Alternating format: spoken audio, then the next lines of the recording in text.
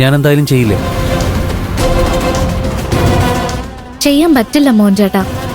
അങ്ങനെ പറഞ്ഞാൽ അമ്മയുമായിട്ടുള്ള ബന്ധം എന്നേക്കുമായിട്ട് തകരുന്ന് പ്രിയൻ ചേട്ടൻ അറിയാം. ആ പേടി ഉള്ളിലുള്ളതുകൊണ്ടാ പല സത്യങ്ങളും നമ്മൾ സ്നേഹിക്കുന്നവരിൽ നിന്നും ഒളിപ്പിക്കുന്നത്.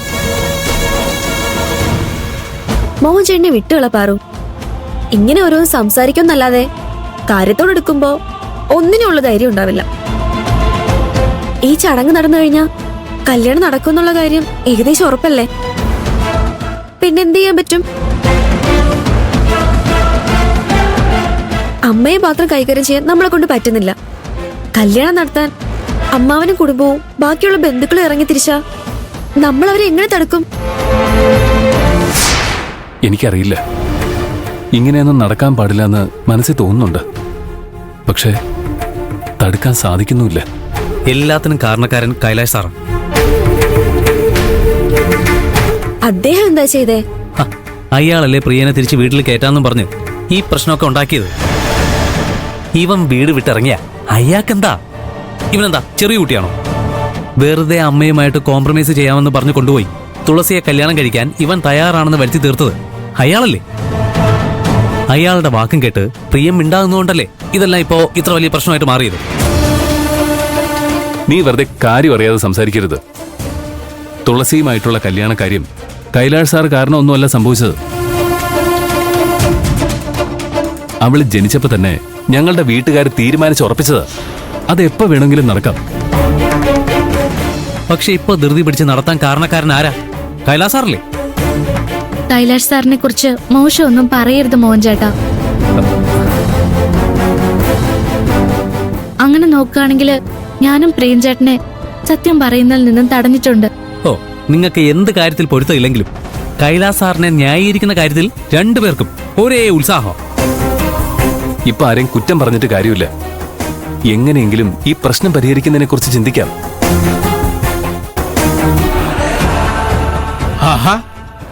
എല്ലാവരും ഉണ്ടല്ലോ.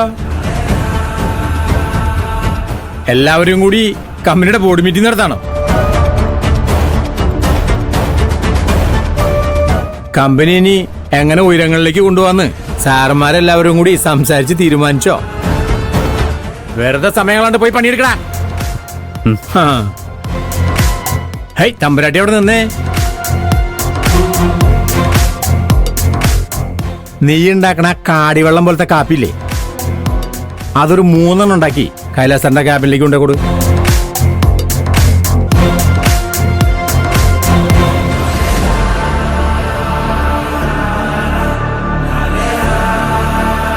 ഇവളുണ്ടാക്കി കൊടുക്കുകയാണെങ്കിലേ അയാള് വിഷമാണെങ്കിലും കഴിക്കും. ഞാൻ ഒരുപാട് മുതലാളിമാരെ കണ്ടിട്ടുണ്ട്. പലർക്കും കാശിന്റെ ധാർഷ്ട്യവും അഹങ്കാരവും ഉണ്ടാവും. പക്ഷേ മോനെപ്പോലെ ഒരാളെ ഞാൻ ആദ്യമായിട്ടാ കാണുന്നത്.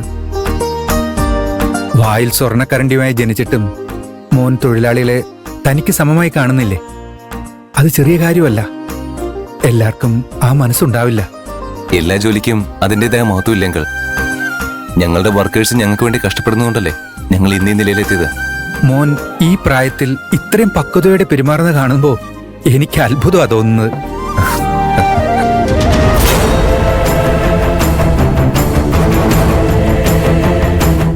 പാർവതി, ഇത് എനിക്കറിയാം. പാറുവിനെ ഞാൻ താഴെ വെച്ച് പരിചയപ്പെട്ടതാ.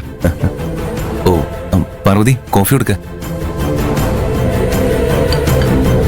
Thank you.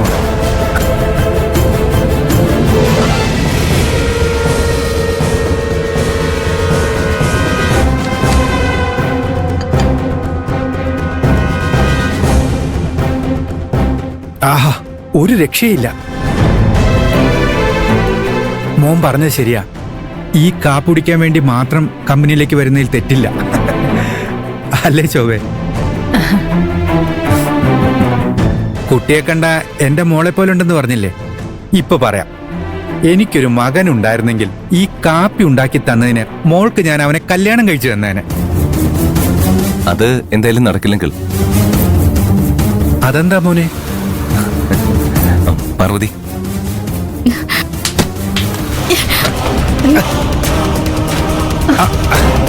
അയ്യോ, കാപ്പിയെക്കുറിച്ച് ഇപ്പൊ പുകഴ്ത്തി പറഞ്ഞതേ ഉള്ളൂ, അപ്പോഴേക്കും കളഞ്ഞു. അയ്യോ ക്ഷമിക്കൂ സർ, അബദ്ധത്തിൽ പറ്റിപ്പോയതാ. ഏയ്, മോൾക്കറിയാതെ പറ്റിപ്പോയതല്ലേ, അതിനെന്താ ഇത്ര വിഷമിക്കുന്നേ? അല്ല, ഞാൻ കാരണം സാറിന്റെ ഷർട്ട്. ഈ ഷർട്ടിന്റെ കാര്യത്തിൽ എനിക്കൊരു വിഷമവുമില്ല, പക്ഷേ കാപ്പി പോയതിൽ എനിക്ക് വിഷമമുണ്ട്. അതിനെന്താ, പാർവതി ഒരു കപ്പ് കൂടി ഉണ്ടാക്കി തരും അല്ലേ പാർവതി? ഉറപ്പായും സർ. അങ്കിള് വരൂ, ഞാൻ വാഷ്റൂം കാണിച്ചു തരാം. ആ, നടന്നു.